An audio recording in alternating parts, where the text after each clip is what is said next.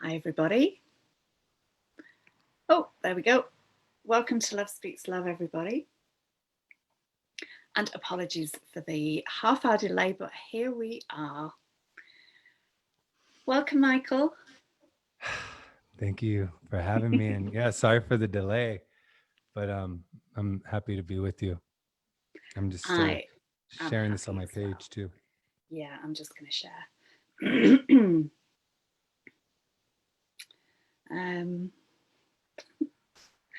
My tech brain has just gone to sleep.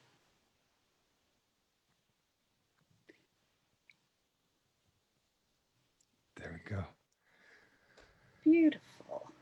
There we are. We are indeed live.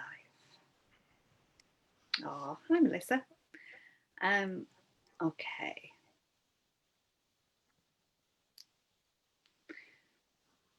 My tech brain has really gone to sleep.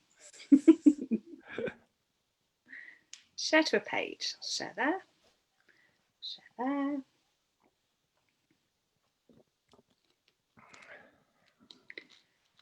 And just to a couple of groups. There.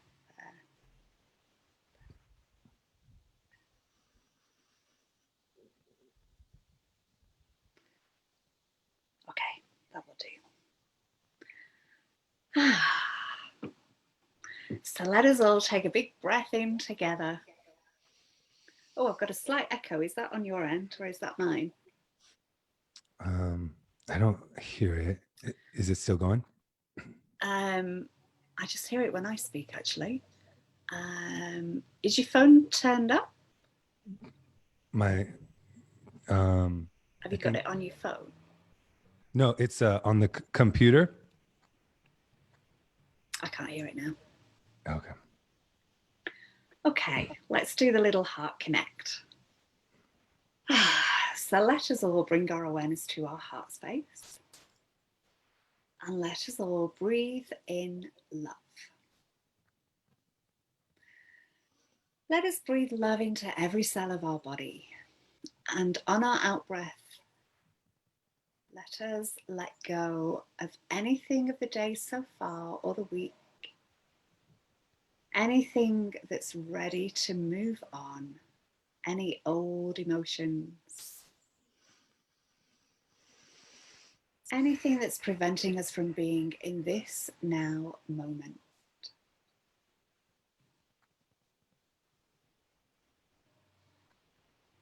And connecting all of our hearts together, all of us present on the live, everyone watching the replay or on YouTube.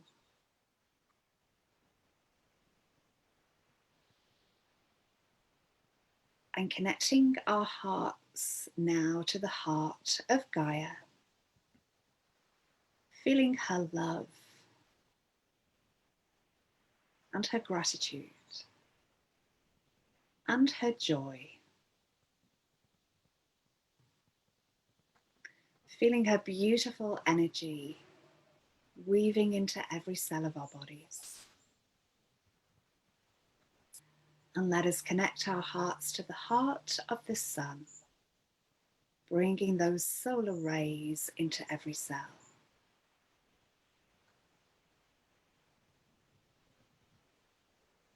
And let us connect our hearts to the heart of Source Creator, bringing us all together in one unified field of love, one heart.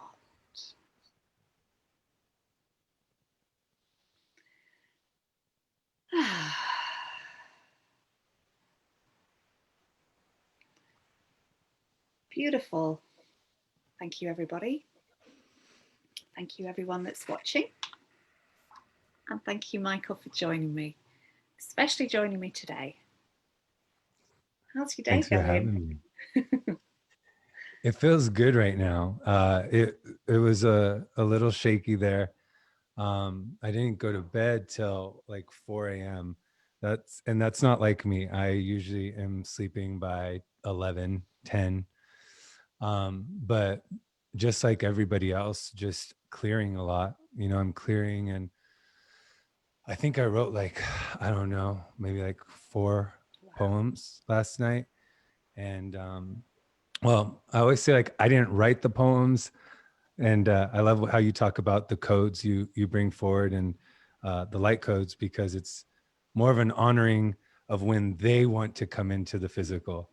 So just like acknowledging that the spirit of the poem is birthing, and bringing it forward, and typically, it's always in alignment with my journey, or where I'm at, or how I'm experiencing my own transformation, or how I'm in relationship with the world. And but yeah, that's why I called you, because I was just like, I mean, physically I struggle a lot because of the pain from having a head injury. But I thought, you know, what better time to share than when you don't feel well? Like, I not feeling well physically, not feeling well emotionally, um, kind of letting that be the gift, and expressing yourself, and just showing up, and trying your best, and so, yeah, thanks for letting me come in a little bit late. I kind of felt like I was back in school, and I was like, like, I didn't want the teacher to be upset, but I know it's not even like that. But it's definitely good to be here. And my mom and my sisters and everyone were working on my body before I came on, and Marina and Melissa, and they're probably here. They're like, yeah, they're pretty awesome. They're my sisters too. So Mhm. One big happy family. Yeah, and thank you so much for still going ahead with this, because I know how that is on those days. We just don't always, we kind of want to just exit from the world quite often and just be in our own space. That tends to be what I do. right, Um, and yeah, the energies have been strong for me as well today. It's been a really interesting day, and it can be, there's a trigger, okay, work through that. There's another one, and everything is like boom. It really spikes up, um, and then it can go back down again, or it just goes down a little. And I've not known today whether to dance, sing, laugh, cry, stomp my feet. So kind of all of the above, really.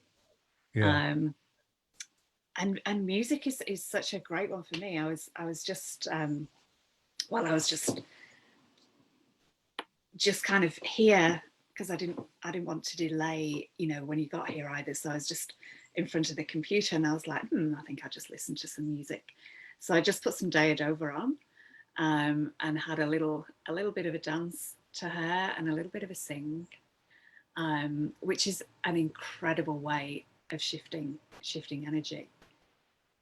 yeah, So what do you yes, do aside from writing? Because there must be some times when, I would imagine, I was feeling into this today, yeah, it's beautiful that you can write poetry right. when you're in those spaces, but if you're not in a space where you can release in that way, how do you do it? Like, what do you do? Yeah, that's it's been a really unique challenge, because so, I used to be an athlete. 8 years ago, I had the brain injury. And as an athlete, I was extremely expressive in my body. So I used to run literally between like 5 to 20 miles 3 or 4 times a week up in the mountains. Israel and I would play beach volleyball probably like 3 to 4 times a week. We would weight lift and do plyometrics. I'm like, how do I remember these words? I haven't used these words in forever. We would do plyometrics twice a week. And and I actually think that part of my journey was I relied pretty heavily on expressing myself in my body. That was one of the ways I would dance with my pain. But there were times it was out of balance, and it kind of became addictive. Mm, And if you're becoming so identified inside of your body, and that's the only way to relieve the different types of energies you're experiencing. Not saying this is for everyone, but this was my experience. I think that the universe kind of really, really wanted me to sit down and face myself, mm, and to just kind of lay saturated in the pain. And that's what I did. So now, I, because of my respiratory issues from the brain injury, I'm not even able to walk like half a mile, like at a time. Like it's like my body moves in a very different way than it used to. And for a lot of time, there was a lot of trauma and energy around that. And I kind of had to I just had to feel it. There was a lot of pain. There was a lot of reliving what was and wanting to experience my body. I felt very like, athletes are artists. And I would run, and I was really present though when I ran, like present with the pain, but also present with, I remember what the sun felt like when it would touch my skin. And I remember smelling the pine, and I remember watching the monarchs, so like it was an experience that when I lost it, there was a lot of pain because it was definitely one of the foundational identities that had kind of locked imprint inside of my psyche. Um, so now I don't really have access to my physical body other than maybe I stretch a little and I'll breathe a little. Um, but as the trauma is dissolved, I kind of look at it as this is the experience that was meant for me. Like, why fight it? Right? This is where I'm at. And Eckhart Tolle always says, how do you know that you are where you're meant to be, or the experience you're having is the experience meant for you? And he said, because you're having it. And I'm like, okay, like that's simple, beautiful wisdom. And so I think that for me, I've learned that there's other ways. And I think that sometimes this is a little abstract for people, but I don't think it's too abstract for people who are going through it. But the fire of the serpent, the fire of the Kundalini, right? The energy itself as it travels up the spine and transmutes the subconscious, right? Which is all the thoughts that have accumulated. And as it transmutes the energy centers and purifies the emotional body, that in itself is the release. And I feel that energy inside of me like a dragon. So to me, like, I know that I'm going through the process. I'm just living it out in a different way. And so I just kind of honor it. And there's definitely still some trauma around it for sure. You probably know, and anyone who's tapped in, but I definitely, I feel like I acknowledge it, and I look at it in the eye now. Wow, that's beautiful. Yeah, there's so much to that.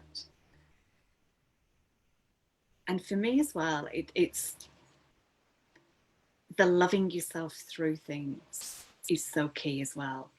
To really, as you said, to really feel the pain, to really feel what you're going through. Yeah. And yes, we want to release it, but we have to feel it first. It's not just about pushing everything away. And we're kind of missing out on the experience of it if that's what we're trying to do, and it doesn't really work. Yes. We have to fully embrace it and feel it and love it, and those parts of ourselves that we're not happy with as well. And this works for so much, in terms of body image, loving those parts of ourselves that we find it really hard to love. For example, loving the person that we've become when we're actually still longing to be the person that we were. Yeah. But still, yeah, it's so key to be in that space of love when we're doing the work. And it's not always easy. I'm not saying that it's easy to do that, but starting to remember that and coming back to our hearts, coming back to that space of love. Yes. Yeah. And I think that along with that, this is something Marina and I have been exploring is, love in itself can only love. And our ability to love ourselves is in direct proportion to the access we have to our spirit, which is the source of love. So pain cannot love. It can't. Pain holds a universal wisdom, but it's an understanding the wisdom that it holds. So pain in itself, by universal law, can only create with coded pain, right?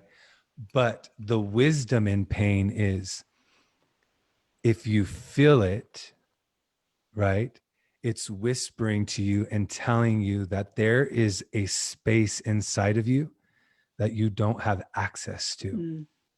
That's the wisdom of pain, right? The space underneath that pain, when it breathes, you will access more love. And that's where we will love. So I think that I've been in conversation with that. And this is just through my own exploration of my pain and my spirit, and the offering is always for people to explore themselves. And, but for me, I've learned that the wisdom of pain is when you acknowledge it fully, it becomes a bridge to the spirit, and the spirit's where you love. So I love what you're talking about. And when you say it's not always easy and that it's challenging because when we're going through purification, we can only love ourselves as much as we've accessed our spirit. So for years, and I talked about this last week, for years, I was so devoid of feeling because I didn't actually have access to a lot of spirit. There was too much pain that had taken over the form. And so now it's kind of just acknowledging that part of this beautiful and gut-wrenching, painful tapestry of being a human is that we are meant to feel the pain and not call it anything other than it is, and just feel it, right? And when love comes, you'll know. I always say, like, it comes like a thief in the night. And I'm still definitely very much in the embodiment phase. I'm still becoming. I still have a lot of energy being worked through, but I distinctly at this point can feel the difference between how my pain vibrates and how my spirit vibrates. Yeah, interesting. I wrote that one down. We can only love ourselves as much as we have access to spirit. That's really powerful. There was one time I had pain in my hip for no good reason. Like I hadn't done anything to it. It was just there in my body, which is how things often have manifested in my body. And it was one of the harshest pains that I'd ever had. And all I was doing was lying in bed. Like I hadn't run, I hadn't been lifting things. There appeared to be no physical reason for it. And my tendency is always to do energy work on that area and release it. And I thought, I have to try something different here. And I really tried to love that pain instead of just pushing it away, to really bring it into my heart and really love that pain. Yeah. And I ended up giggling in bed because I could actually do that as well. And it was a really different approach for me. And the pain didn't really last too long either. And it was very interesting to go from such a severity to nothing, to just pure love in there. Yeah. Yes. Yeah. The bodies. And I mean, you organically, right, hold the aspect of a healer. And my sisters are healers, and my mom. And I've seen it. I actually also had this experience with, there's this dear friend of mine who's actually holds like a grandmother energy. She's been a powerful force in my life. And I'll actually want to tell a story about her in a little bit, but um, there was a time because I when I had the brain injury, I went through a spontaneous Kundalini awakening. So just the energy started shooting up, and it didn't obviously go directly to the crown. It activated and it stopped immediately, like, oh, blockage right here, you know. And but one of the times I was at this spiritual retreat visiting my friend, she owns this retreat up in the mountains. Um, the Kundalini shot up and it got stuck in my adrenals, and the pain was so severe I literally dropped to the ground, and I couldn't move. Like I couldn't get up. I was shaking because I couldn't, like, the pain wouldn't allow me to get up. And she came out very calmly. She's like in her 70s. Uh, she came out very calmly, walked, I remember, with so much grace to me. I'm like, have all this fear and I'm crying. And she just gently, I didn't tell her where the pain was. She gently scanned my body with her hand. She put her hand over my adrenals. And she was holding it there, and she was just breathing very gently. And right when the pain left, I didn't tell her, right when it left, she lifted her hand. And then I just looked at her and she looked at me and she said, okay, and turned and walked away. And I was just like, that was a really profound experience of love, like you're talking about, of mercy, of grace. Um, you know, we're moving into a new state of being. And for so long, duality would bisect the reality of the old paradigm, right? Because our feeling experience was feeling our pain and then projecting it out and creating. And now we're moving into this new paradigm where um, the ego and the pain body and the stagnancy of, um, you know, those aspects are obsolescent, and our new experience is feeling with the light of the infinite spirit. And so I knew that when I looked at her, I had that experience, it was just like, I mean, she never told me what she did. We didn't really talk about it. And it was just in understanding that love moves very silently. And it's so humble. It's so beautiful. It will make you weep. It will bring you to your knees in a way that pain never could. You know, it's pain is a beautiful and powerful law, and it catalyzes our remembrance and our shift. But this one law is embodied by the creation, and the creation itself is love. So love will bring you to your knees in a way that nothing can. And Wow. so that was a pretty transformative moment. Wow. Yeah, that's wow, there's so much to that. And I think it's interesting. I don't always call myself, I don't always call myself a healer, because I'll say that I do healing work, but really and I don't even say that anymore. Even that it doesn't quite work for me. And the only person really that I'm responsible for healing is myself. But you can help other people in their journey. And sometimes it's not always that easy for us to ask for help. Often we're givers and we're not always that good at receiving. Yeah. So that's one aspect to this. Sometimes when we accept help from someone else, we're actually really learning to receive. Yeah. And ultimately you want people to be able to do that themselves, but sometimes we're not in a position yet to do that.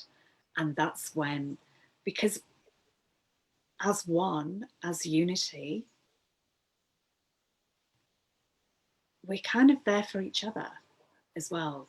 You know, Yeah. we do things for friends. We cook dinner for a friend, or you know, whatever. We're always in that flow of giving and Yeah. receiving. So often these things can be part of that.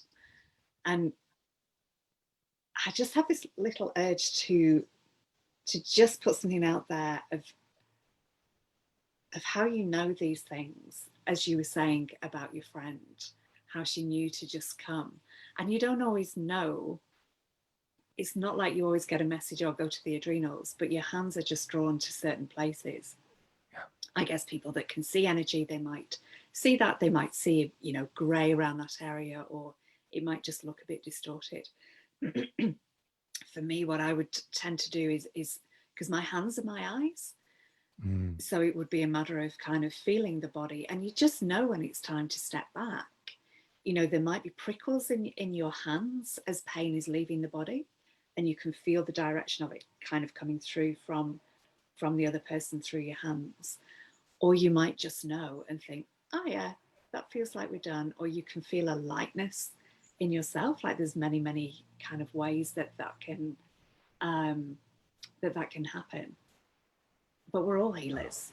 You know, we all have that within us. We all have that innate ability within us.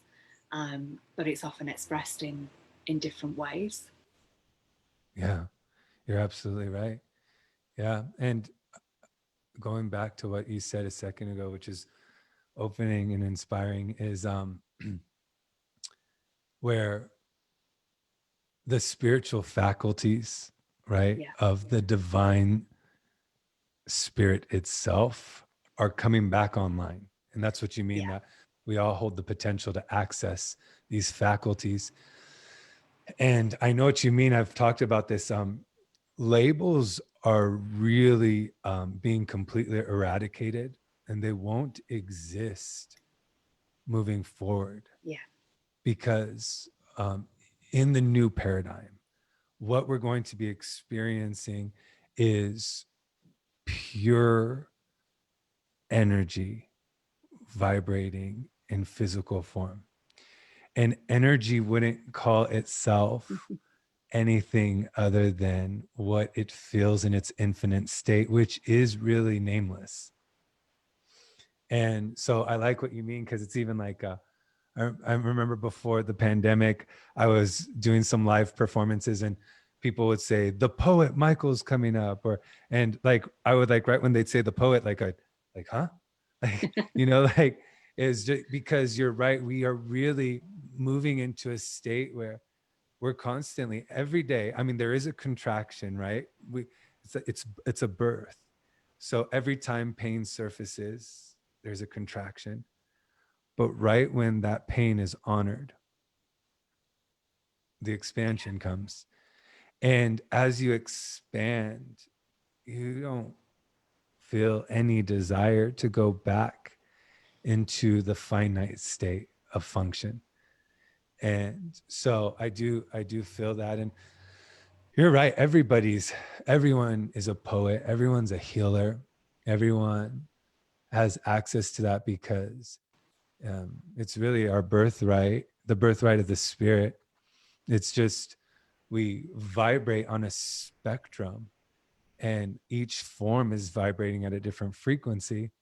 And I always like to ask myself, right, how much of me is still creating with pain, and how much of me is now creating with the light of my spirit? I think I mentioned that last week, but that's quantifiable. Once awareness has awakened, you can feel when you're creating, right? And you can see it too out in the world, because people's eyes, our own eyes, they glaze over when our ego activates, mm, when the subconscious activates, when our pain body activates. You no longer can see the soul in the eye, just for the moment, right? You see the pain body, you yeah, feel the pain body. And something I've been talking about for the last couple months, which I actually just posted about because it's been part of my theme, is I think almost all of us, which, you know, a lot of us that came into the world with a certain degree of empathy, one of our tasks was to overcome the illusion of trying to fix everything. Mm. So when I was younger, because I could feel everyone's hearts around me, I was constantly trying to make sure certain experiences wouldn't manifest. So I was like, oh, this cousin just said that that's going to trigger this uncle. So then I'd step in and be like, what I think she's saying, right? And then someone else would say something. I say, oh no, what they mean is, or you're both saying the same thing, just different ways, right? And I remember the type of pain and stress and disorientation that caused. And something that's an old program that's running that a lot of us are being called to face is, if you feel, right, the vibrational frequency of what's being transmitted from yourself out or from something outside in, it's feeling it and not being afraid to feel it because it's manifesting for a reason. And if experiences are happening that you're, not a part of, honoring that they're happening for a reason and just holding space in that moment. Mm. But but not being afraid to acknowledge frequency, Mm-hmm. like feeling it, and not with judgment. I think that's what people don't understand, right? And when I was younger, and one of my big themes the last 2 months, and this has definitely reached an apogee apex point, is when I was younger, being closeted, right? Yeah. I would always, I would be around family that, was practicing puritanical theology, or were evangelical fundamentalists, friends. And it was constantly allowing people to say whatever they wanted, and feel the frequency of, like, I remember when I came out, I had a family member tell me, Jesus believes that's an abomination and that people go to hell for that. And I didn't say anything, right? Like, I felt the wave of frequency hit me, but I didn't speak. And but I know the energy, and I knew the energy was a mirror that would activate and locate shame wherever it was living in my Mm-hmm. form. And now that energy is being eradicated and everything's being mirrored, right? So if you're activated, it's, where is this energy trying to enter me? Right? And in honoring that. But I think that as the light of awareness expands in all forms, there's also now a time where we, in our sovereign state, anchor our truth and use our voice in pure love, and anchor what we know and what we feel Mm-hmm. unapologetically, but with compassion, no longer being afraid to release our voice. And for me, that's something that's been coming up, like I said, for the last couple of months. And it's something that was challenging, which is why I didn't come out till I was 30 years old. And I mean, I've had so many throat issues. I used to get a lot of infections. They had to remove my tonsils. Yeah. I went through a year of soft food and juicing because I've mentioned this, my esophagus was completely swollen. Um, and so even in some of my earlier poetry films, like, my voice is real low and raspy, like, but it was literally like my esophagus is all swollen and burned up.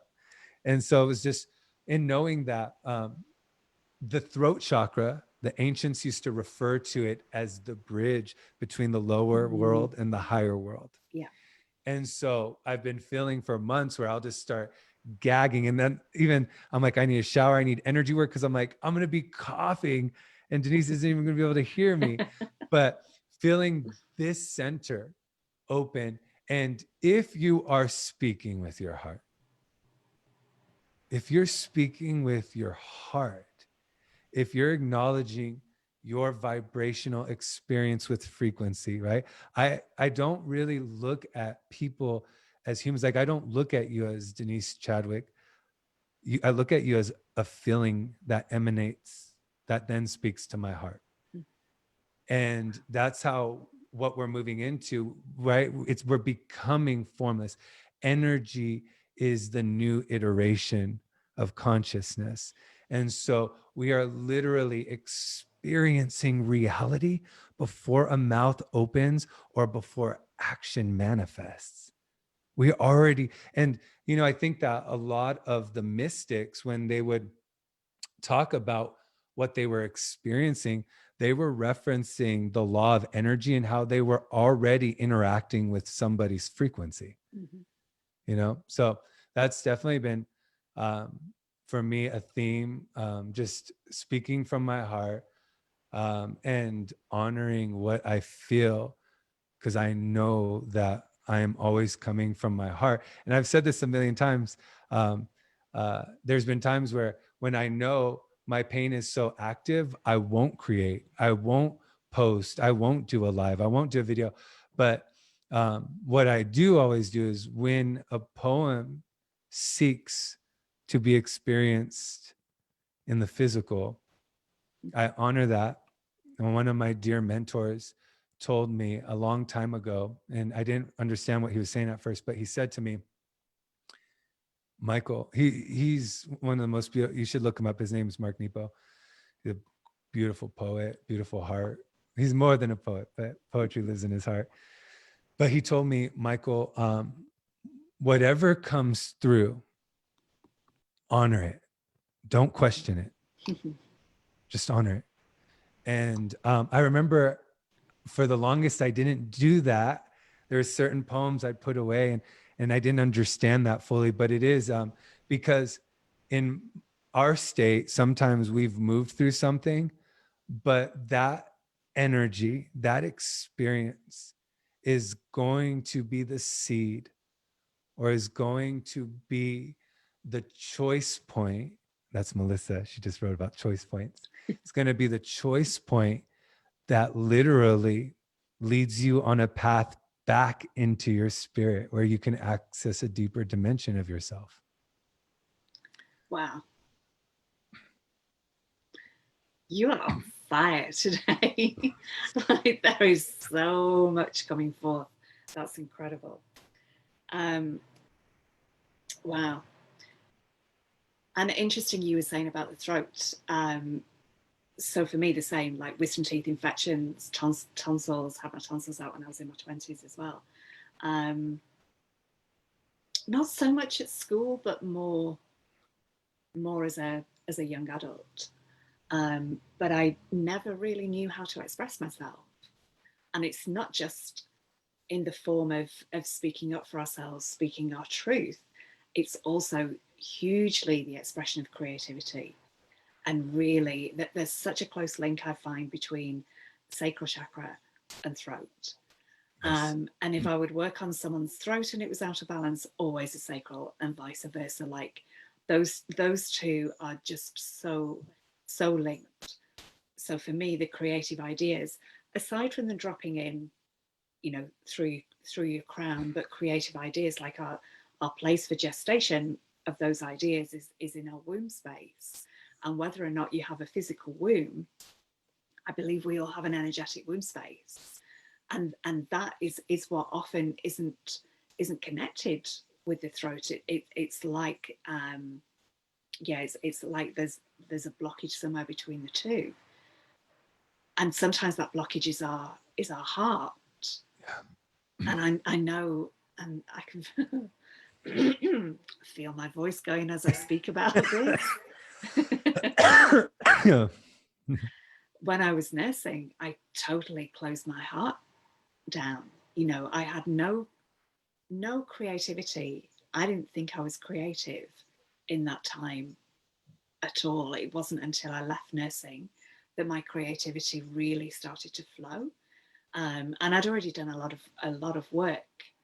And that was where I remember in my first treatment, the intensity of the heat was around my throat, and Yeah. she wasn't even touching. You know, hands were probably like here, but it felt like she was touching, and the fire. And it's really interesting how many times I've had to clear my throat in this call. Like that's why I keep muting, because I'm like, oh, Yeah. again. Yeah. So I feel that part of what we're doing here as well is really clearing, doing a bit of a collective clear on Yeah. this Yes. area. Um, and it's also about, because when you've never been able to stand up for yourself, you then think that you have to speak out at every opportunity, and that's not necessarily how it is. It's also Right. learning when actually to hold back and not say anything. And the biggest thing, as you say, is speaking from your heart. And there's the thymus chakra, the upper heart chakra, and that to me is really linked with those two. It's the Yeah. area that is really coming online for everybody now, and that is about speaking your truth, but from your heart. And Yes. that's the difference. And if you're speaking your words with love from your heart, it has a much softer landing no matter what you're saying as well. People can feel that. They can feel it's not just a reactory the, yeah, it's not just a reactory response, but it's actually you're speaking from your heart. And I think it's always good to just, hold back a sec. Where's this coming from? Is this, maybe more ego, maybe more solar plexus, or is this actually coming from my heart? Yes. Yes. Absolutely. That's key. And I love what you said, because we are getting to a point where we will transcend Yeah. speaking truth, right? It will take different form, because love doesn't need to remind love, and love's waking up everywhere, right? So it just, when the collective experience is love, when it's eternity in form, right? We will no longer need to access or move into that state of communication. But like you said, you're talking about the high heart, which is, right, the bridge between the heart center, the heart chakra, and the throat chakra. And that high heart is activating. It's kicking a lot of our butts right now. But as it activates, it becomes a bridge to bridge the heart and the throat. And as the wounded heart has cleared the way, the spirit comes into the heart and then can move through the high heart, through the throat. Yeah. And we get to bring love back into the world. Love takes our voice. God takes our voice. Mm. Eternity takes our voice, right? And I do think that it's a challenging experience, but how I quantify when I meant to speak is when the spirit of life moves through me. So if a poem comes, I honor it. If like if something's meant to be spoken, right? Like my throat right now, I can feel the heat, right? And I have to honor the energy that wants to move up. And and a lot of it too is transcending the false illusory face of victim Mm. consciousness, right? So it is truly knowing that you are everything. And so you're calling these experiences forward. And I've been talking about this for the last month or so, calling these experiences forward. But there is a certain point where we'll also be able to acknowledge, when we've done enough work, what isn't ours. Yeah. And that's usually when you transcend needing to have a phone conversation or a face to face. This Yeah. is how you made me feel. You can feel the frequency that's being emitted from the form, or you can feel the frequency being emitted from your own heart, or your own, one of your lower centers, your higher center. You can feel it. And when you feel it, the need for conversation dies, it dissipates, right? There's just a complete and total honoring of what is. So it's like, um, I love how Marina always puts this. It's when you see something out there, and Melissa talks about this too. It's being able to honor it because you remember when you were in that exact phase. Yeah. Oh, I remember when shame had my voice. I remember when a false sense of conviction took my throat. I remember when inner intestinal fortitude and, bravery took my voice, right? Um, love, love is a feather that is as sharp as a sword. Whoa. And so it will be delivered lightly. But if you have an energy inside of you that is not being confronted, it will cut like a sword. And that's why we see the world unraveling in such a cacophonous way, discordant, right? Pain is miasmatic. We are seeing projection at an all-time high, Yeah. like we've never seen, Yeah. because this feather is powerful and it's going to eradicate everything inside of us that blinds our heart and has taken our sight. So it's a deep surrendering, and it's surrendering in yourself. I was talking about this on the Monday morning show with brother Todd and um, Dahlia, and we were talking about like how for me the experience of transmutation now feels like a child, like just like I get this vision of curling up and holding on in deep prayer, as like I kind of like my mind kind of works in metaphors, but I see it as like the Wizard of Oz, right? Like, the tornado and the shed being ripped and everything being ripped, right? But all these things are being ripped from inside out. A lot of people are seeing it as outside, but not realizing that it's a macro reflection of how they're being transformed. And so I kind of have this image of like myself as a young child, just holding on and breathing and saying, this isn't real. It will be over soon. This isn't real. It will be over soon. And yeah, I think that's what I try to fall back on. And then usually it's followed by a lot of tears and an ugly cry and then some food. Oh, wow. So much. I'm going to have to listen to this again and take it all in. There's so much behind your words that I know it's going on an energetic level.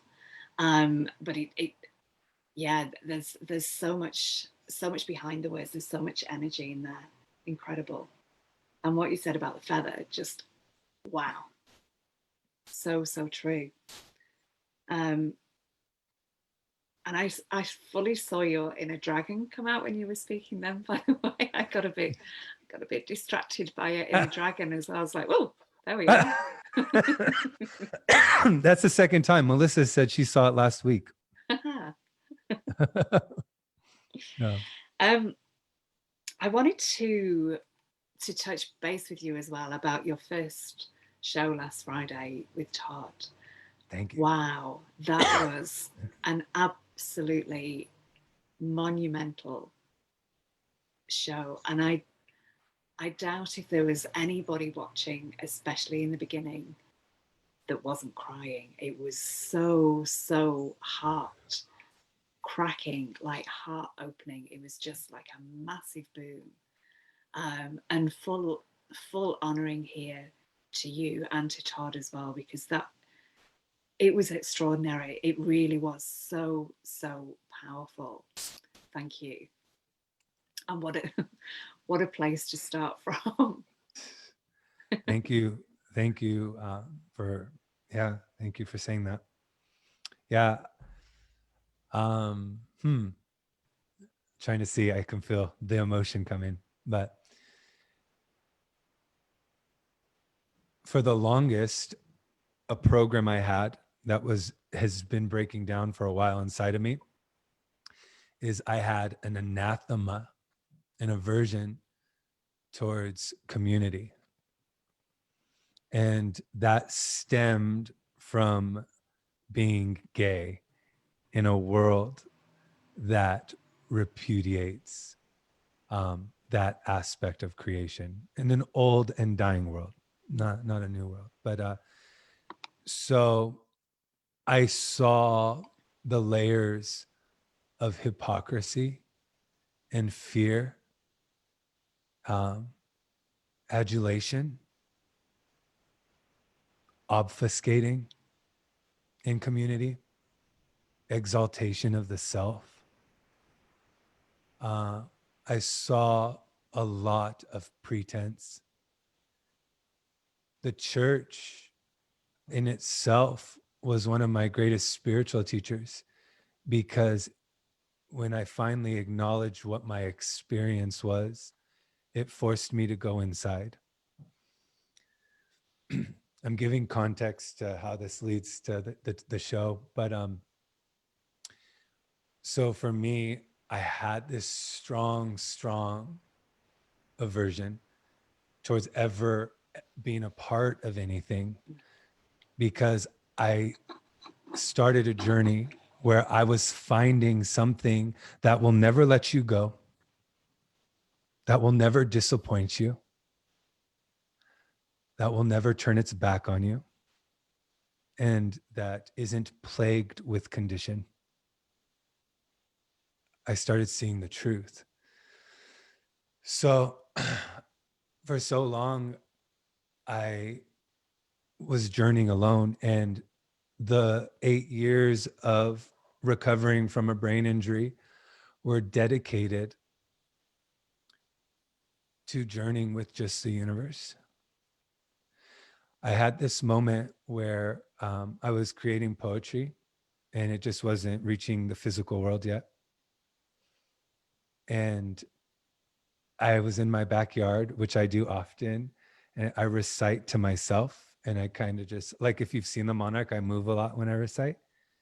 So I was just reciting in my backyard and I was moving. And I told the universe, if this poetry were never meant or is not meant to ever move into the world, that's okay. I was like, I will recite to you every day until the day I leave this world. Everything that comes out of me will be a love letter to creation. So getting to Todd, when I saw Todd and experienced him, I always loved him because you cannot mistake authenticity. And he's a real human with a really big heart. And he actually saw an interview I did with my friend who's transgender. She transitioned from male to female. And I just did that talk on my personal Facebook. And it was because I was going to do a video for her because I felt like it's important. But then the pandemic came. And so we weren't able to create it. So finally, after months, I'm like, I don't know when this is going to let up. Do you want to just have a live conversation? And she said, yeah. So I did the conversation. And you know me, I've talked to you about my tech issues. So we do the conversation. And then I get a private message from Brother Todd. And he's like, hey, Michael, change your settings to public. And I'm like, oh, okay, thanks. Like, you know, like I had it on private or something. I don't know. And then he told me he really enjoyed the show, and if I wanted to journey with him in Soology, that I was able to. And it's the first time. It's the first time in my life that I feel comfortable being a part of a community. Wow. And it's because of him. It's because of him and Morgan, of course.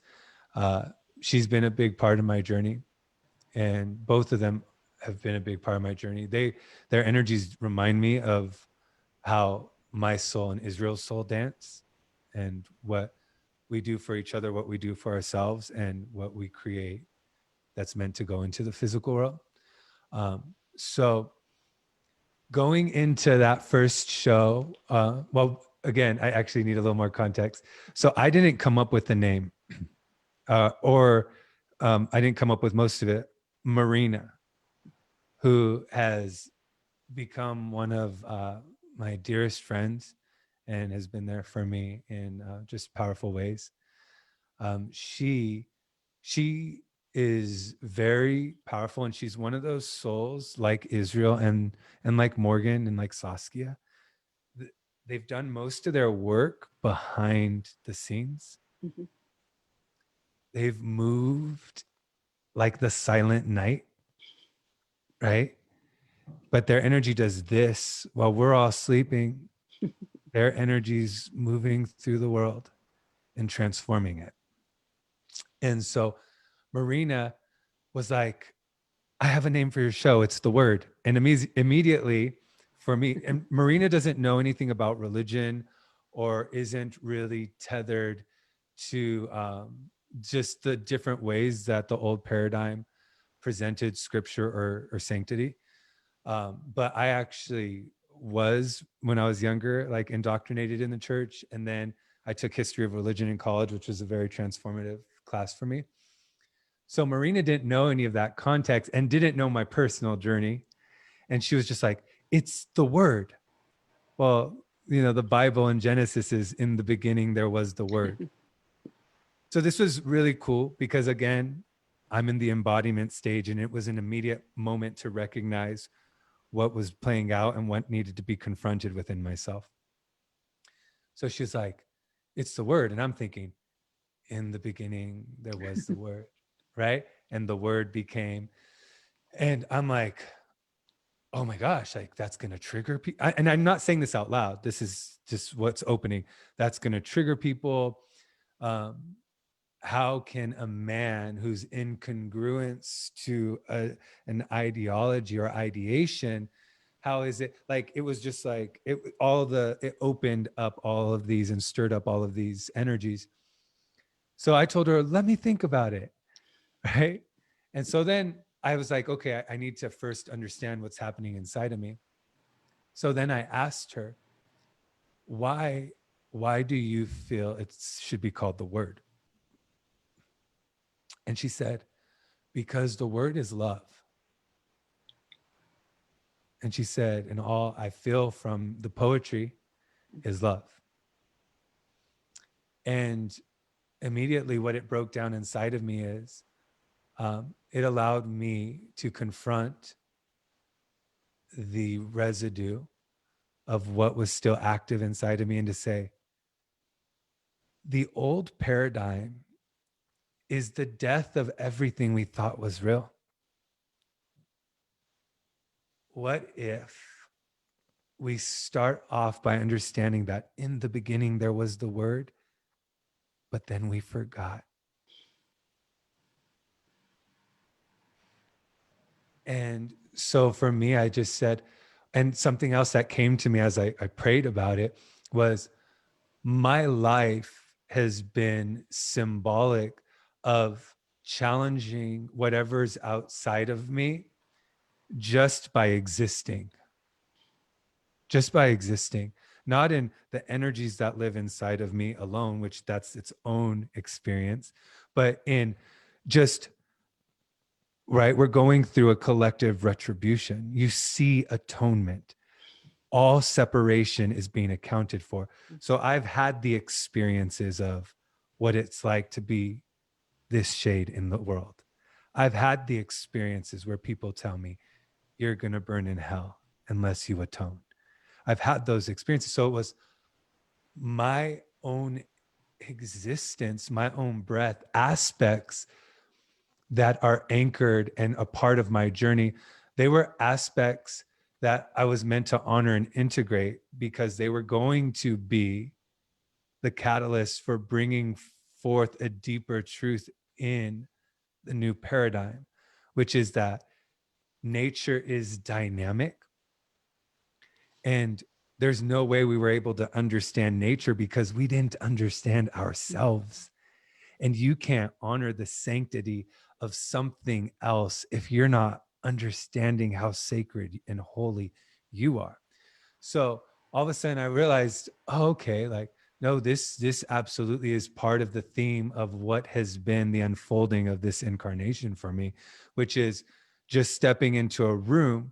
And I wrote about this because this is an experience I've had, and I've talked to a lot of my friends, and they've had this experience where I could step into a room, not say anything, and I'm triggering somebody. Wow. And and I see it. And now I'm getting to the point where I'm like, I can feel like you're triggered. Do you need to talk about it? Like, what's going on? Like, I can feel it. It's definitely permeating from your being. And so I think it's like where I honored it and honored that Marina's a really clear conduit, and understanding that whatever moves through her, like, I knew I needed to honor that, and I just needed to locate what needed to find balance inside of myself. So then I'm like, okay, it's the word. So that already like was like, there was so many thresholds I had to cross. And so I had told like Brother Todd, like, all right, give me like just like a couple weeks, a couple months. And so finally, when I was ready, I knew I absolutely knew he had to be my first guest, because he was a threshold in him, in himself. He was a threshold for my soul's journey. And I've talked about this where I talked about on the show, where now relationship and experience isn't mirroring my pain, it's mirroring light. And when pain is coming into my area, I feel it so deeply, it makes me physically sick. Right. So understanding that different journey. So I was so nervous. I was so intimidated uh, because I just was like, this is a full circle moment. I know that this is an initiation for me, not just a show, not just whatever was going to transpire, but an initiation for how my soul is going to take form in the world, in relationship, son to mother, son to father, friend to friend. I knew that I'd be changed because the vibrational frequency of what's around me, what's really around me, that's really what I allow and what I feel is true. It's real and it's strong and it's palpable. And so I just knew I was going to cross a threshold, a door, and I'd be changed forever. So I was really excited. I stayed up. I think you heard the show. I stayed up because I asked, I said, I'd like, if a poem wants to come forward, I'd like to bring a poem forward. And in that poem, I would like to experience the world through the soul and eyes of Todd. And I would like everyone else to have that experience as well. And while I was writing at 1, we have a 2-hour difference. He's in, I think, Arkansas. He was writing at the same exact moment at 3 in the morning. And and that poem came forward, and I'm really grateful. And there's definitely, I think Todd's might have talked about on that show or another show, but when I went to Sedona, there was this very powerful exchange between Morgan, Todd, Israel, and myself, where we just had a powerful like merging of hearts, I would say. And yeah, they've definitely been a really beautiful, powerful opening for my heart. And I like how Morgan puts it. She kind of helped me understand this just by speaking. We're in this state where we're exchanging wisdom, right? She calls it like exchanging code. There is no hierarchy. Everything's turned back into the circle. And so everything is it's this is what my heart has found. And then the other person is, this is what my heart has found. And then our hearts get to merge and expand in those moments. So I'm excited. I'm grateful. that Marina, I trust her with everything. Like I just have to really get out of the way when she's creating. Yeah, Marina. I've experienced that myself actually in the last few days. We connected recently, and yeah, she's doing a little bit of something for me, and she's brought something really amazing through. A really interesting journey. I would love if you would like to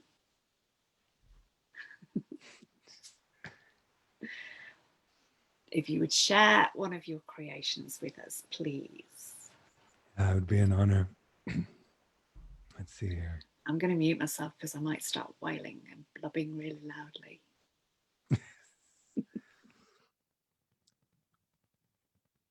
Let's see here.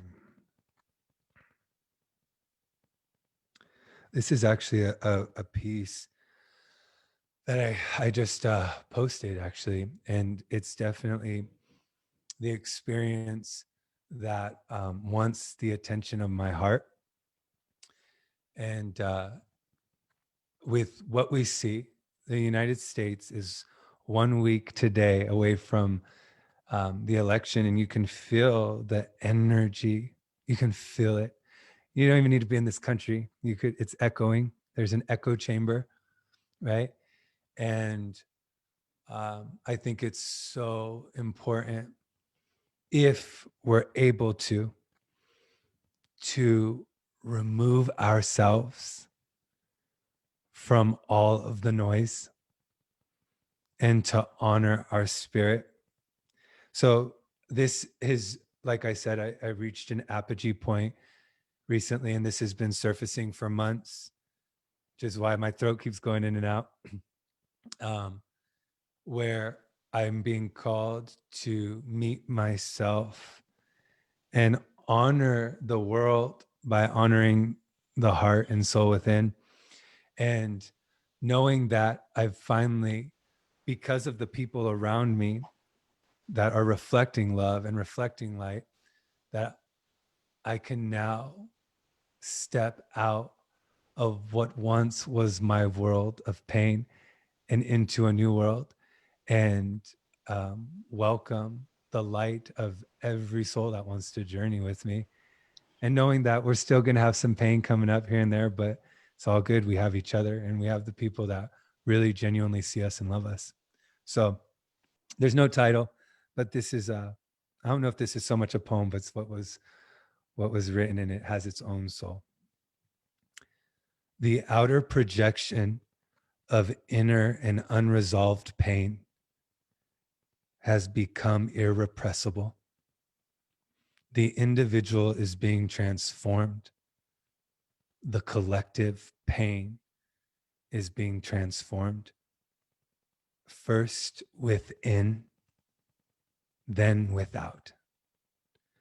The micro and the macro, a reflection of the one. Fear has an insatiable lust for separation. Words, actions, and experiences that come in the name of love, but do not feel as such, will hold the inner charge of dichotomy. The stagnancy of thoughts and emotion, pain, have created our reality. This reality is becoming obsolete. And through the awareness of our programming and our conditioning, we are able to bear witness to external transmission. New timelines are taking form. When confronted with the projection of affliction, first, look for the mirror. Second, offer a prayer in the name of the forgotten heart. Third, know that as light expands, Density will be triggered in the presence of peace. Maintain focus on the opening of the heart. Bring all of your energy to your center. Do not cast a stone and do not label the wounded. Virtue is felt. Truth is felt. Love is felt. We are entering a reality where our energy is the prefix of language and our vibration precedes experience. Do not entertain the unconscious in yourself or another.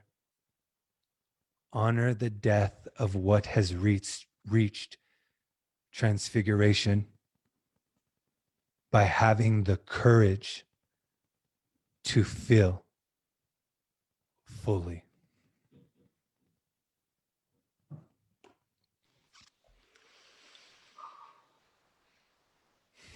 Wow.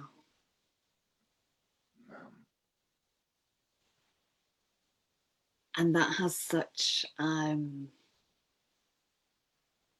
I think this is true of all that, all your poems, they have such, what's the word I'm looking for?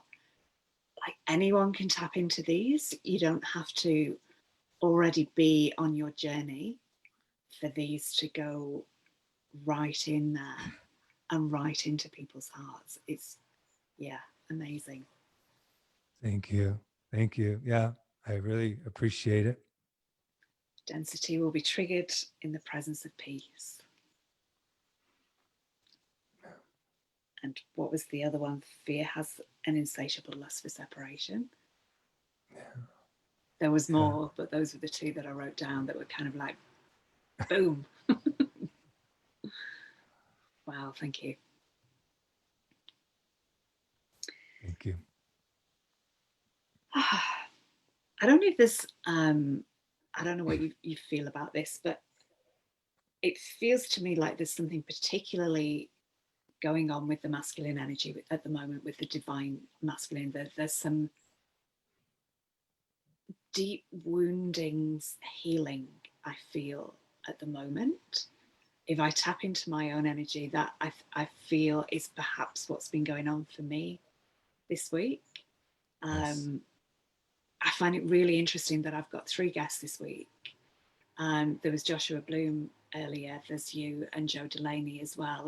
It's interesting that I've got three, and that you're all, I feel, very very balanced in your masculine and feminine energies. You've all done a lot of work on yourselves, and to me, you're all embodying what I feel. You're all representing what I feel is that divine, that sacred masculine energy. Um, and I don't know if you saw this on Facebook, but Morgan did a post the other day where she'd used one of the apps to change her face into the male. It's one of those apps that swaps the gender. Um, and so quite a few of us, that probably has to be my favorite Facebook post and the resulting comments that came through. And I could just feel there's something so much more going on here that I still can't quite put my finger on. To me, part of it was about really loving my masculine, really loving my inner masculine energies. Um, that was what it was for me. But I just know that there's something so much deeper, particularly going on this week, that I've been feeling. Um, yeah, and I can feel the emotion of that as I speak it as well. Yeah. Um, and probably the truth being that I've grown to love my feminine, but it's been a harder journey for me to love my inner masculine. Yeah. And when I first tapped into him in meditation, he was dressed like a soldier, and he was injured. He felt so much shame for not being able to protect me from the world and really for what I've created in the world. And he was broken. He was really, really broken. And it's been a journey to see him, tune into him at different stages, and see him kind of getting stronger. Um, and now tuning into him, he's doing all right. He's standing tall and he's standing proud. Um, and I think this is a huge part of our journey now to forgive our inner masculine energies and really come to that place of love. Yeah. Yeah. Yeah. Well, we're absolutely seeing the death of the wounded masculine. Yeah. And, this is something Saskia talks about, and she really understands it in a very deep way, is um, something that's been deeply lost in translation is equating gender with spirit, right? The wounded masculine, and I like how you talk about it coming up within you. The wounded masculine is bloodthirsty. It hurts. It's selfish. It's mean, right? And it's meant to be, because the universe wanted to experience itself veiled and in a state of disremembrance, right? Mm. So so it's not to be judged, but those are the frequencies. That's what it creates with. The spirit is genderless and it's meek, and the only way to access the spirit is when the wounded masculine is healed and it gets to move into unison with the divine feminine, right? Then the soul lights back up and the spirit says, "You're ready for me." And so, what I see with the wounded masculine, and I've experienced it a lot the last few months, there's been a good amount of projection coming in, but I see it. It's just what's happening to all of us. It's you know, um, is when you really genuinely start reaching a state where the quotient of light, right, has expanded over the ratio of pain, Mm. what you'll feel is a meekness and a humility. And so, right now, as we see the wounded masculine fighting to stay alive, we need not engage. We just must remember that nothing can stop the movement of love from entering the physical, because consciousness wants to experience itself in the body. That's a new earth.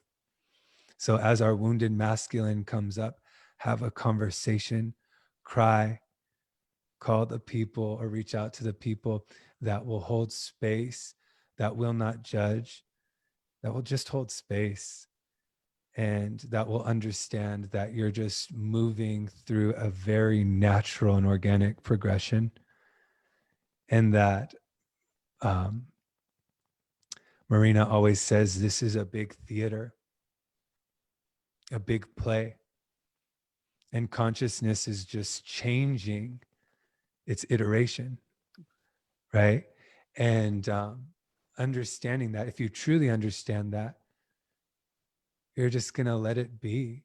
Like I said, love is moving silently. Fear is loud. Mm. Fear's in your face. Fear wants attention. Fear has an agenda. Love knows that it is sustained from within. And when it's accessed the spirit and it knows it's sustained from within, the only way it engages with the external is as an offering to bring something from the inner and infinite dimension from inside out, because it's coded in eternal love. And that love is going to move, and it's going to send a wave into the world that helps us all remember. And so, yeah, Israel and I have been just laying on the couch, laying on the bed, talking to each other till, all hours of the night, feeling the death of our wounds, our wounded masculine, and staying in conversation. And it's a lot, but I think that I'm grateful to be at a point where I know that engaging creates more karmic timelines and more Mm. loops. And just letting, like I say in the poem that came through, um, send a prayer to the forgotten heart, right? The heart, Yes. the aspect of the heart that has forgotten what it feels like to live and breathe as love. And yeah, so I think the wounded masculine, the death is loud right now. And if we really want to honor universal transfiguration, we honor it by bringing the love that we're accessing into the world and not engaging, Mm. and just continue to be the best we can be in this moment. So many mic drops. There's another, and thank you for the reminder of send a prayer to the forgotten heart. That's, yeah, so poignant.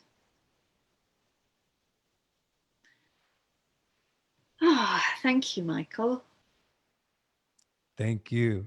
Thanks for having me. It's really been a pleasure. And thank you to my family who Reiki'd me and helped get my body together, and Melissa and Marina who are helping get my body and my neck and my head together. And for everyone watching, thank you for joining us. It's an honor, a true honor to journey. And thanks for being patient with me and having nothing but loving energy throughout this conversation. And thank you for helping. I feel like we were both clearing our throat chakras throughout this Yeah, totally, conversation. totally. Yeah. And hopefully that's been, yeah, not just us, but those watching as well. Um, and I could listen to you for hours. You could be just reading me a recipe, and I would just be, it would expand my heart. Your voice has such beautiful, beautiful tones. Thank you. Thank you. It's been good to be with you. And thank you everybody who's watched as well, either with us live or on the replay. Um,